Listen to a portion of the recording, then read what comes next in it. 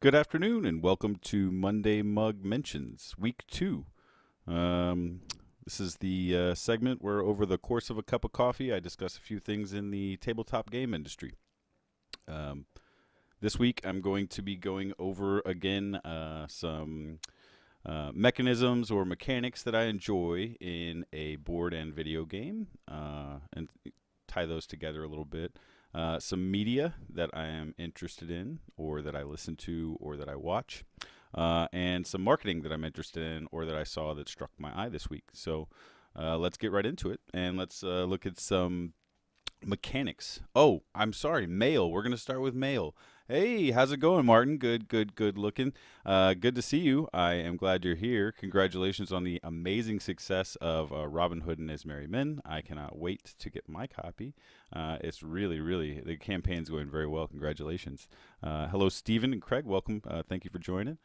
So I did want to go over some mail real fast before I get into the other stuff. I got Yeah Diamonds by Dave Beaver, and this is put out by Game and a Curry Games, Barbara Chan, Banana Chan, and I just got this in the mail last week, and I didn't mention it. It is really something I'm looking forward to playing.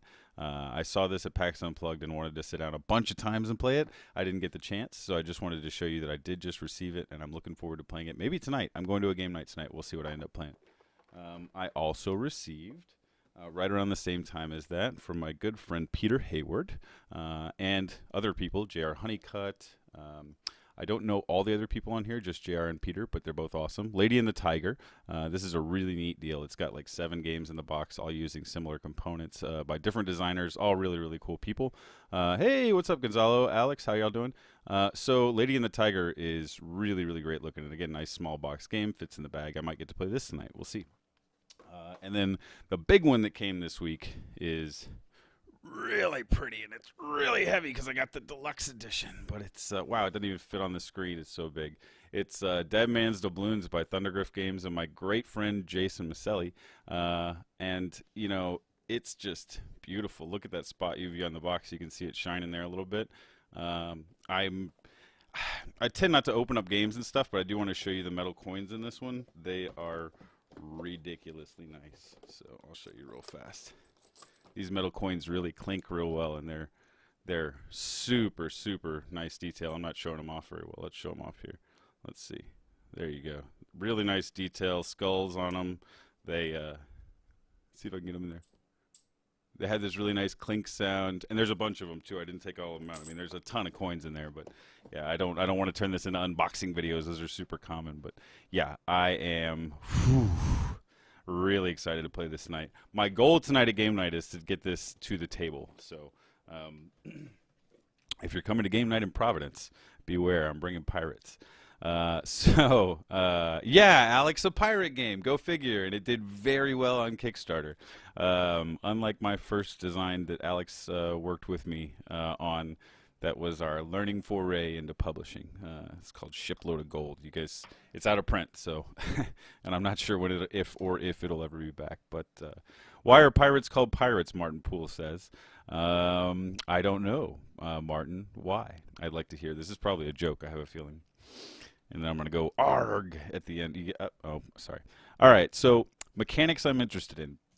This week I want to talk about 2 different games, but before I do that, I forgot I've got to let you guys know about my coffee. And it's 8 o'clock coffee. This one is called The Original. I bought the whole bean this time and ground it myself. I got a new little hand grinder that takes longer than I thought it would. So essentially, you know, it's like it seems to me like this is probably a regular filter coffee, not a high-end coffee. 'Cause they are, there you go. Of course, Martin, I thought it was something terrible like that coming with a pirate joke. All right, so, ARG, indeed. 8 o'clock coffee, The Original. You know, I had one of theirs a while back called the Brazilian Blend. Maybe I'll try that again. But this is like run-of-the-mill diner coffee. You're not gonna impress anybody by busting this out. I was thinking since it was whole bean, maybe there was a little more to it, but yeah, it's not a super amazing cup of coffee in my particular opinion. It's okay. It's fine. It's fine coffee, but it's not.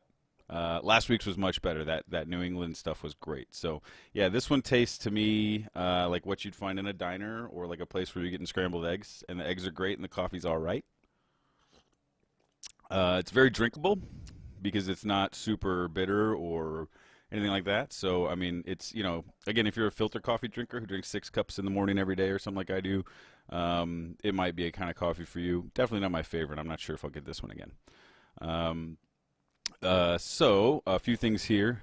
Stephen also said "arg" to Martin's "arg" joke. I think we're all groaning over that one. I love a good pun though, so I'll give it to you, Martin. Alexander says Lily says hi, and that's his daughter. And I want to say hi, Lily, because she's all the way across the ocean, and I haven't gotten to see her since she was very, very little. So hi, Lily. Hi, hi, hello. So I see Zach Connolly, and I'm not going to talk about the Nescafe instant comment. God, goodness. Ugh, that's gives me thoughts back to a time when I was much younger and would use coffee for something else to just get going in the morning or get over some long night I had. And I tried Nescafe Instant one time and didn't make it very long in my tummy. Let's just say that. Brad Taylor says, hi, Marshall. I say, hi, Brad. How are you? I actually have some of Brad's notes right here in front of me that I'm working on right now. Brad is one of our super awesome, amazing backers who's giving me some feedback on our rules, and I am editing those rules right now for Record, and I'm paying close attention to his feedback and some other feedback notes I have to make sure that we get the best rule book. So on to the mechanisms that I like this week. So again, the coffee is 8 o'clock, the original. Not my favorite. It's okay. So we'll try something else next week, and hopefully it's better. So the first game that I want to talk about is called Deep Sea Adventure, and it's by Oink Games. It's this cool little game where, I mean, the box is, I don't have it, unfortunately. It's like a $23 game for a box that's, about this big. It's very, very small. I've played it with some friends before. I would like to get a copy. I just haven't picked one up yet. From what I understand, Oink Games is in Japan, and it's just a group of designers that make these games, a lot of different ones, but the one that stood out to me the most is definitely Deep Sea Adventure. It's a press your luck game and a dice rolling game to a certain extent by anybody's sort of estimation. You're just trying to go down deeper, grab treasure, and then go back. But the mechanic that's interesting is that at one point, someone is the first person to sort of turn back, and I like to be that person in this game. And I saw somebody post on Twitter that they were playing it, and it reminded me just that ultimate joy of everybody's going down, and you see how much air is, and you all have a collective, you all have one collective submarine. If you haven't played the game, you've all got one collective submarine that's got everyone's air on it. So you're all sharing an air supply. So if you turn back, you start using more air to come up. So everyone else has to then sort of react, and if they haven't gotten anything, they have to go, well, I've got to grab something, and then go back up. And it's just these little placements, and I mean these little tiles with treasure on the bottom, and you just make a line of them, sort of any path, an arbitrary path you want, and you're going down deeper and deeper. And each time the lesser treasures go away because you've picked them up already, and then the better treasures are there at the bottom. And each time it's sort of a further press your luck. Like, how far down do I want to go to grab a bunch of treasure and then come back up? Or do I want to grab a couple quick treasures and then turn around and make everybody else scramble? And my favorite is the latter. It really is. You go down and you grab a treasure or two and you go, oh, by the way, I'm on my way back up, and other people haven't picked anything up yet. They go, oh, well, crap, I don't want it. Because if you don't get up to the sub by the time that by the air runs out, you just don't get your treasure. You're not dead. You get to play the next round. You get to go down and dive again, but you just drop all your treasure, and I guess we all have to pull you up, which seems reasonable. So you can literally get no treasure just because someone else turned around quickly, and I really, really like that mechanic. It's fun and it's simple. It's also not a long, drawn-out strategy game, because I think if the mechanic were I can turn around and leave and sort of trigger the in-game start or the midpoint in a long game, it does seem a little more like a power play by the ultimate person doing it. With this, it's 3 short, quick rounds, so it's really fun. I think it's a good package for this to be in. I've played Clank quite a few times, which has a similar mechanic. Like, I'm going to go ahead and start leaving the dungeon now that I've gotten treasure. And I have seen that sort of work out. Yeah, there you go. Brad. Brad just mentioned Clank. I was just bringing that up. Clank has a similar mechanic where you turn around and it's a race game, sort of where you want to leave first. I have seen that go sort of like where some players don't really love it because they were just too far down and there was almost no way for them to get out of the castle. They did give back above, but I think I've seen one person not get back above, and you die at that point. You just get no points. And as you know, for anyone that I play with, I generally don't want them to end up with 0. That's just not fun. So that was one thing I like about this is that almost never do you end up with 0, but you may end up with one round where you just didn't get anything, which then you'll press your luck further on the next one potentially to get back up. And it creates these really tense little situations where, because whatever treasure you're holding too, let's say I'm holding like 4 pieces of treasure. Well, if I roll a 5, then I only move 1 space because it discounts the amount. If I recall, it discounts the amount that you roll based on how much treasure you're holding. So you could be so close to getting air, and you only have 2 pieces of treasure, and you have the option to drop one, but I'm going to hold on to the 2, and you roll a 2. And you don't get any treasure. It's really interesting. It's a fun game. So that's Oink Games Deep Sea Adventure, and I think that's a great little small box game that I really need to pick it up at some point. So let's see here. Zach said, "Great press your luck game." I agree. Brad is eager to try it as well. And Brad mentioned it works a little bit like Clank. And then Zach said, if you like thoughtful press your luck, check out Tavurua. I don't know if I'm pronouncing that correctly. Tavurua. That sounds fun. The name just sounds fun to say. I like weird names like that. Yanaguana, Ah, that's right. If your diver dies, the treasure they're holding sinks and it goes to this just pile at the bottom. And if somebody can get to the bottom, they get all that. It's yeah, I remember that. That's very fun. I like that. I like that as well. Let's see here. So there's a game mechanic, and there's a game I've been playing. I actually finished it.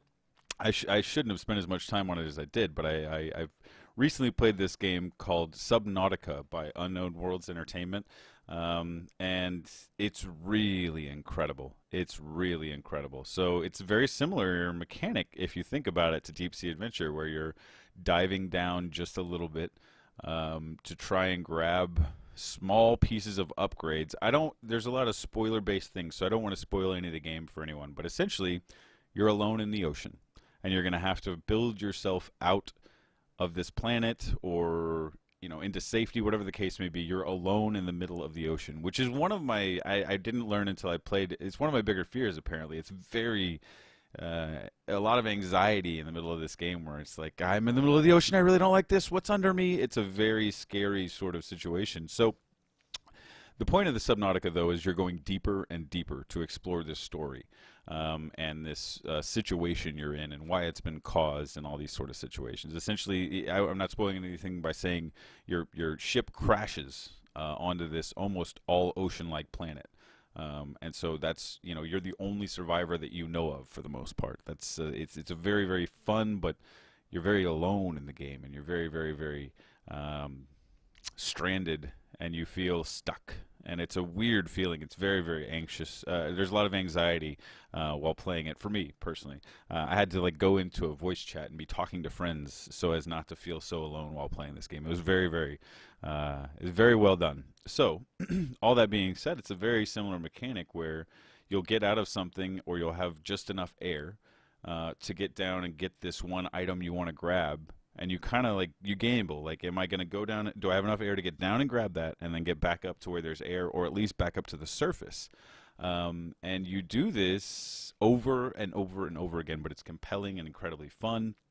And I think a large part of the reason for that is it's similar to this press your luck in Deep Sea Adventure, where I just want to go just a little bit deeper and grab something and come back up. And in Subnautica, if you don't make it back up, well, everything just goes black. And it's got that real, it just goes and starts moving in on the sides, and it's black and black, and all of a sudden it's black. And let's say you get to the air just as that blackness closes, you take that big breath and you can breathe. And it's exhilarating. But if it doesn't, it just closes to black. And then, of course, you respawn somewhere else because it's a video game. But it's a really, really incredible feeling of to be able for these games to go, you're running out of air, and you sort of feel that anxiety, and I'm running out of air, I need to get to the top.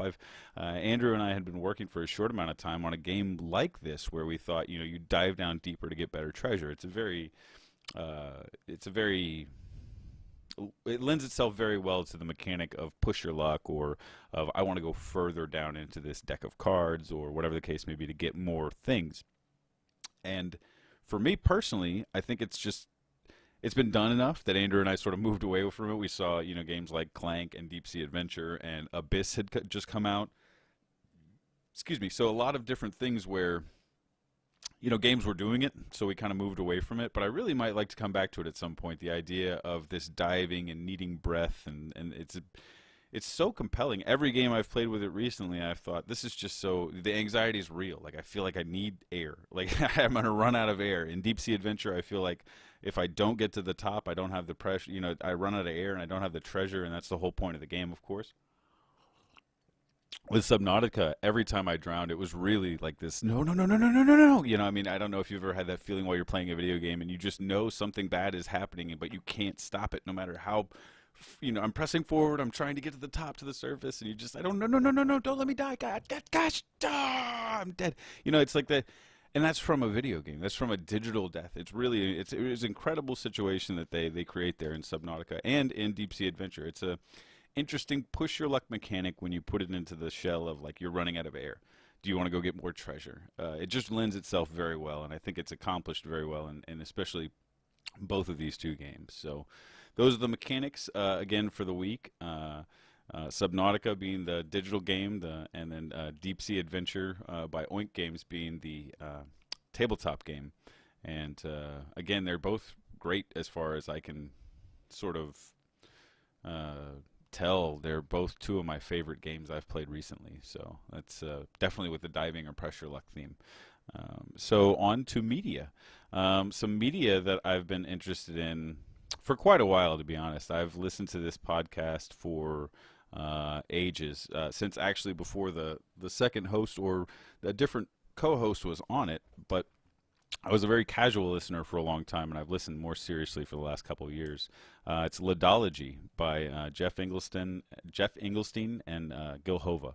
And they're both game designers, both of whom I have their games on my shelf before I met them. I recently met Gil at New York Toy Fair for the first time, and he showed me some upcoming stuff for the networks, and it looks amazing. I will definitely be looking forward to his next deal. And I think Gil's actually got a live project right now called Bad Medicine, and it's got the expansion for Bad Medicine on Kickstarter. So if you are interested in awesome little card games, I think this one's a real fun one. You might go check that out. And Jeff Engelstein is the designer of The Expanse, which I have sitting on my shelf. And I was fortunate to meet Jeff at PAX Unplugged for a moment. And he came over and he actually took a look at Record in an earlier stage. And he kind of nodded, said, okay, thank you, and then took off. And I was, and said, oh, well, I guess it didn't really strike him.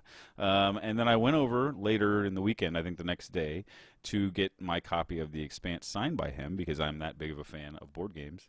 And as I was leaving, he said, good luck with Record. So he at least remembered it the next day, which was very, very kind of him. And it made me sort of have a little internal smiley face as well as an external one when he remembered our game out of all the things that were at PAX Unplugged. So yeah, it was very nice to meet both Jeff and Gil recently, but I've been listening to him for quite a while. I've been a fan for quite a while.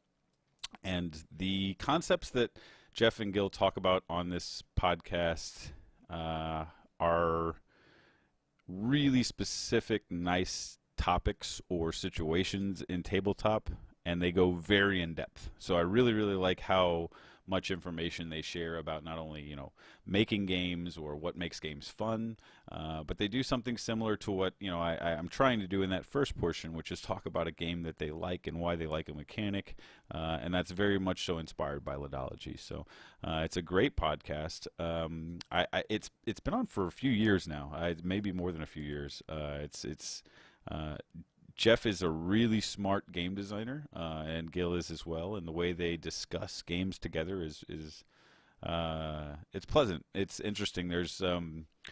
They definitely have two different styles. Gil is very passionate and excited about game design, and Jeff, while I'm sure is just as passionate and excited about game design, it seems to be very sort of tacit and just sort of That's the case, and confirming and very calm.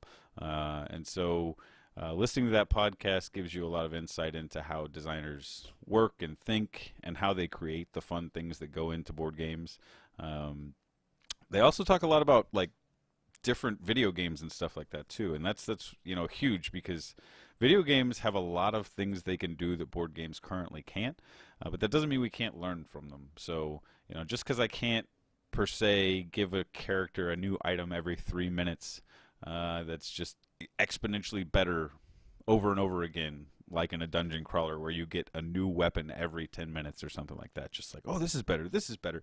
That's very, very easily done in a video game. It's just parsing a spreadsheet of a lot of different numbers. Easy is the wrong word. That's more easy to do in a video game than in a tabletop game.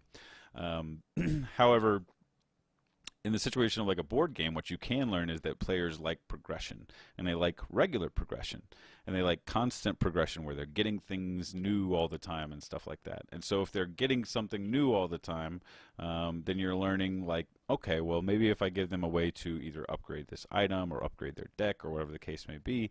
And again, you can use similar mechanics from one to the next. Again, like I said, Deep Sea Adventure and Subnautica are two very different games.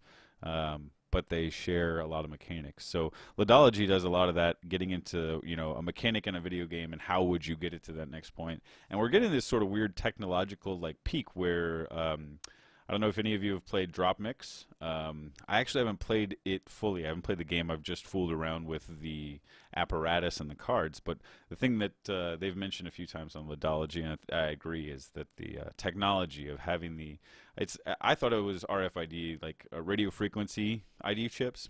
Apparently it's something else that they're using, but it's a similar technology. Inside the card there's a chip, and it stores information, and you can stack them on top of each other, and the system can tell what is in the stack.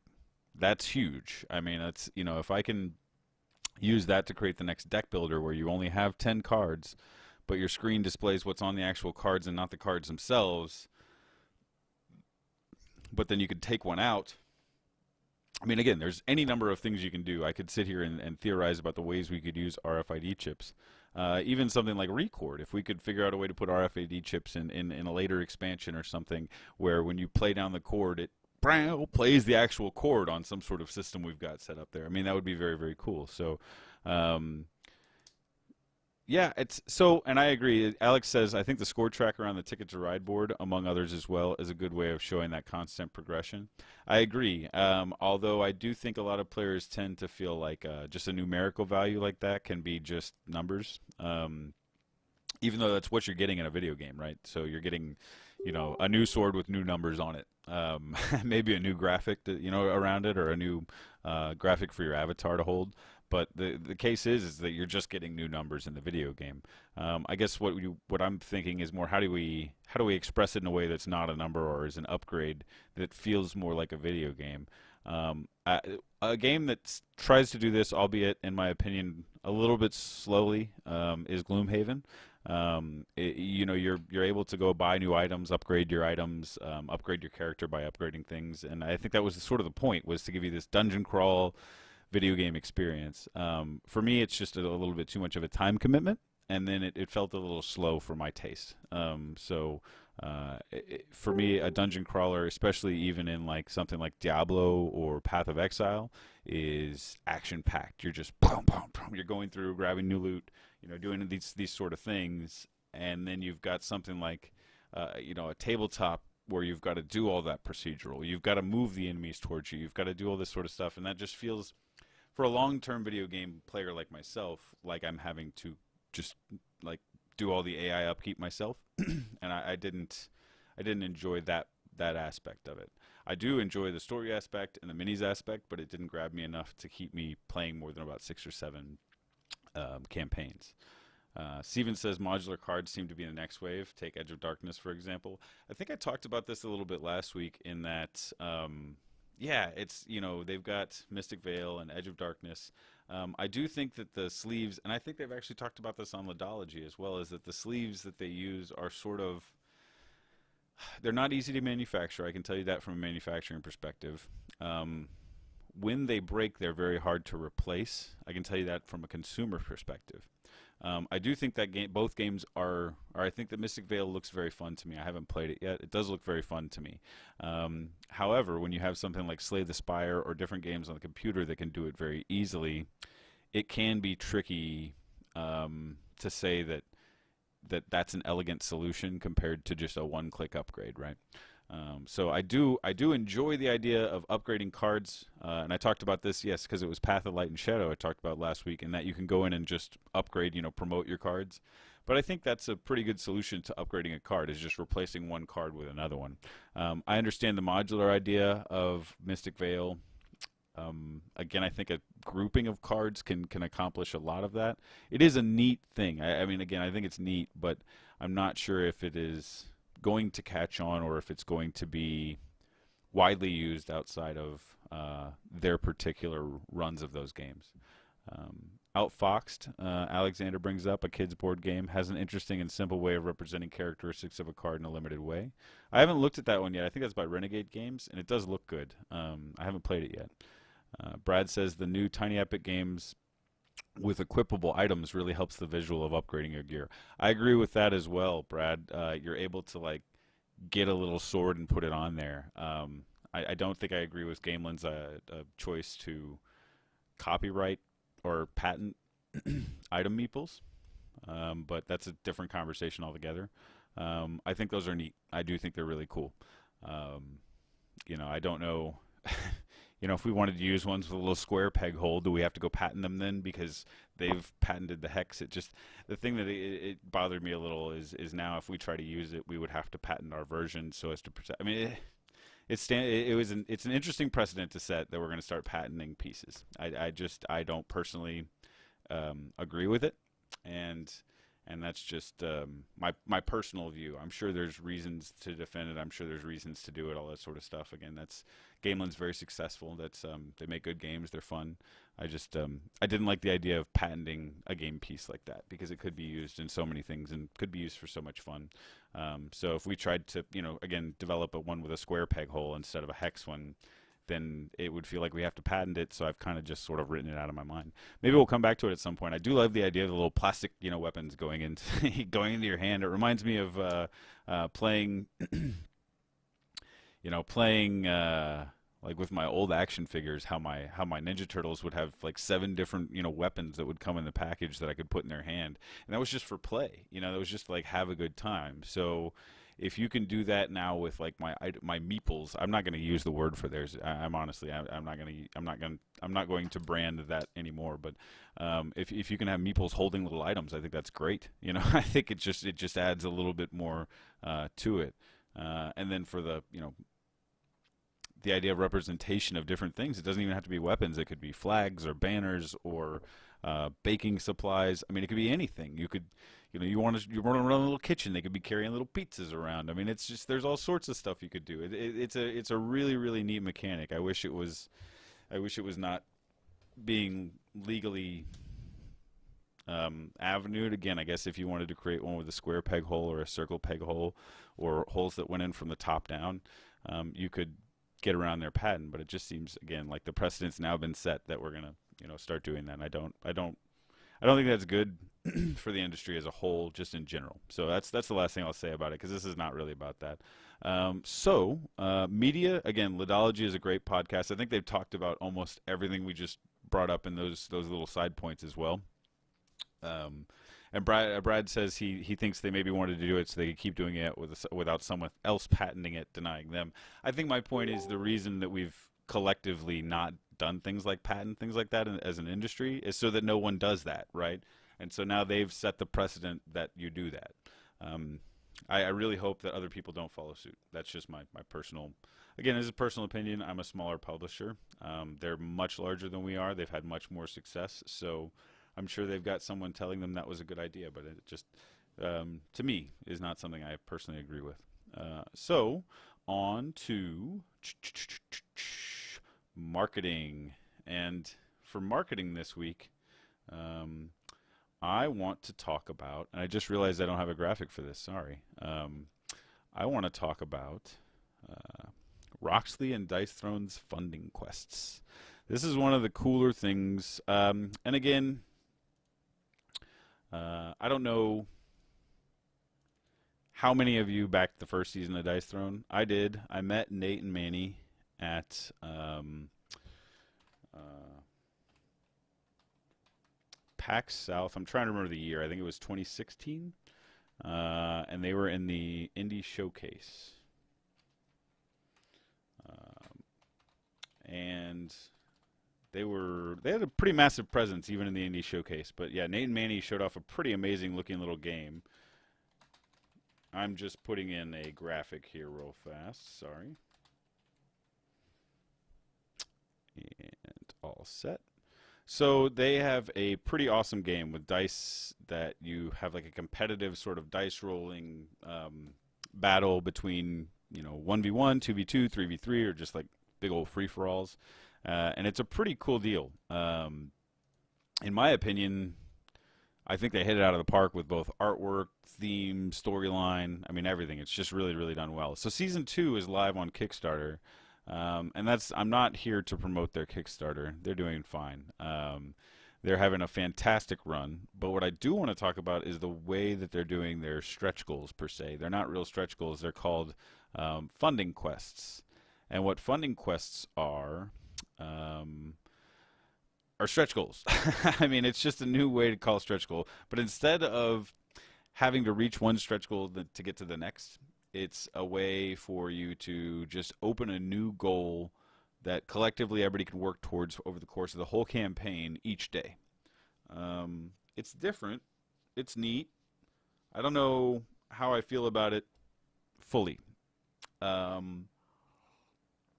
Let me preface this by saying I think it works very well for a campaign like Dice Throne. I think when you're coming back with a proven product, that what's going to happen is you're going to have your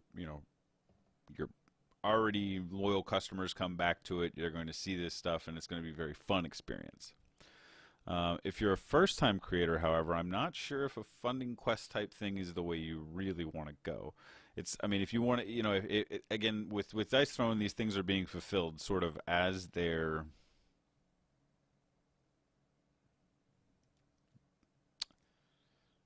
being created. I mean, it's very very strange.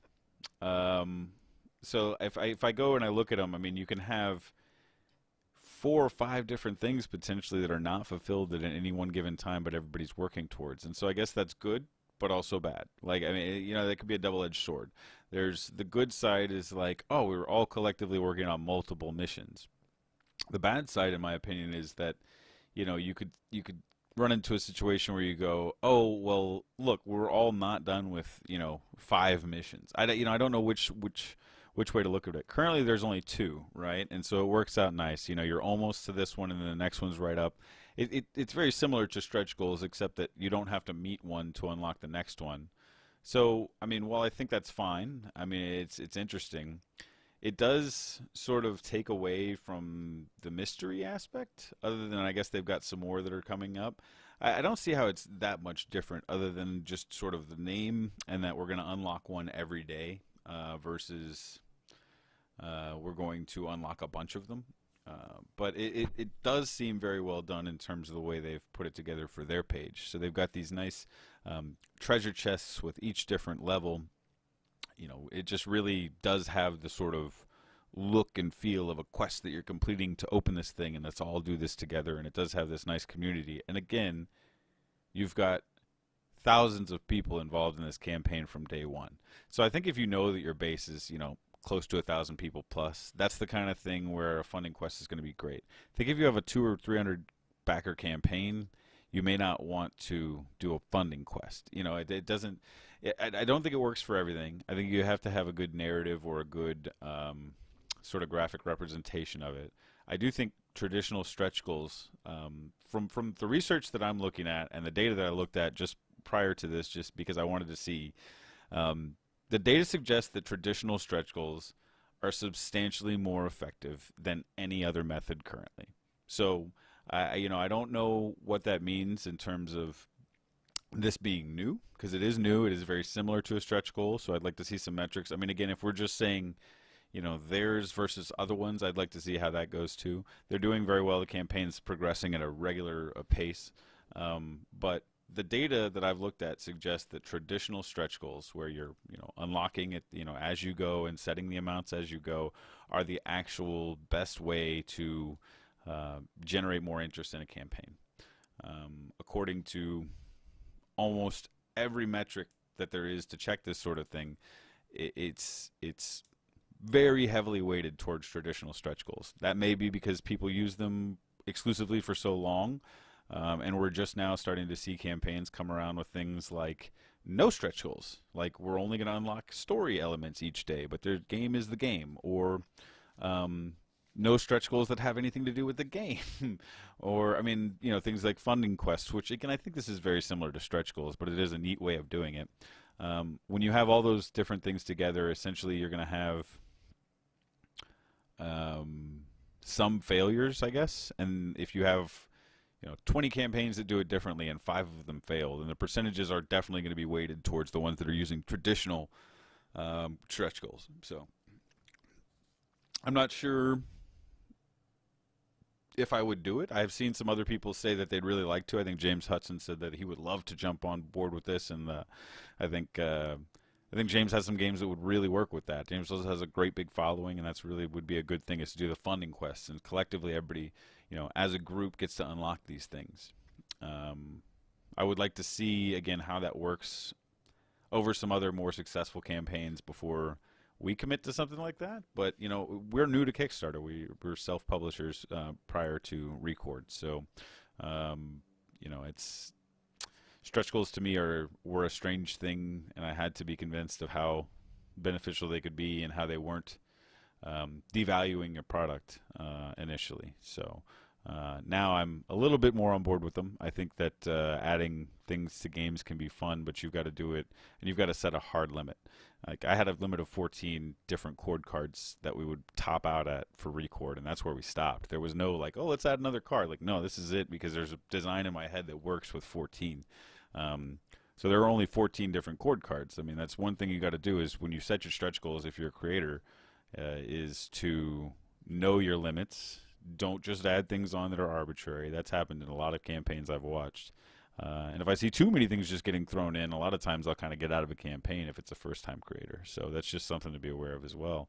You put too many things in the first time, or that you just keep adding stuff, you're not going to know about the weights and all that sort of stuff. There's a couple of things that didn't ship back in the day for Andrew and I, or not for me actually, for Andrew, just because they added so many things on, they could not pay to ship the games over to the United States. So if that happens, your reputation really takes a hit that it's hard to recover from. And while there are some, there's some that break into 3 companies or whatever the case may be, it's very hard to recover from, and somebody may never forget that you've made that mistake or buy a game from you again or something. So it's definitely something to be aware of. Now with Roxley and Dice Throne, that's not going to happen. I mean, these guys, Nate and Manny and Gavin, know their business. They know what they're doing. Roxley is responsible for 4 huge hit games last year, including Dice Throne. You're safe, I think, getting on board with that one. But I'm just, as a whole, when you add in too many things, it's something to be aware of. So that is pretty much it for this week. I think we've done pretty close to the amount of time, right? I don't really have a huge metric, so I think I may have gone over, as a matter of fact. Yeah, we're like 40 minutes, so I'm going to go ahead and wrap it up this week. Thanks for checking it out, you guys, and we will see you next week. Bye-bye.